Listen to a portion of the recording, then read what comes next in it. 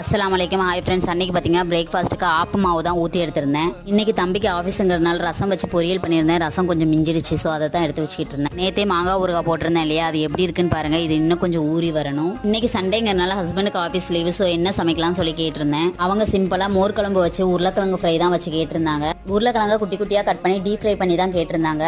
அதை ஒரு பக்கம் அடுப்பில் போட்டுட்டு எண்ணெய் சுத்தமாக காலியாக இருந்தது, ஸோ அதை தான் எடுத்து ரீஃபில் பண்ணி எடுத்துக்கிட்டேன். புளி வாங்கிட்டு வர சொல்லியிருந்தேன், வாங்கிட்டு வந்திருந்தாங்க. அதையுமே எடுத்து வச்சாச்சு. உருளைக்கிழங்கு ஃப்ரைக்கு மிளகாத்தூள், சீரகத்தூள், உப்பு போட்டு நல்லா ஃப்ரை பண்ணி எடுத்துக்கிட்டேன். தயிர் பாக்கெட் வந்து கடையில் உள்ள தயிர் தான். இஞ்சி, மிளகாய், மல்லியில, சீரகம் இதெல்லாம் சேர்த்து அரைச்சி எடுத்துக்கிட்டேன். ஃபைனலாக தாளிச்சிட்டு ஊர்ல இருந்து வரும்போது தங்கச்சி கேரளா பப்படம் வாங்கி கொடுத்து விட்டுருந்தா.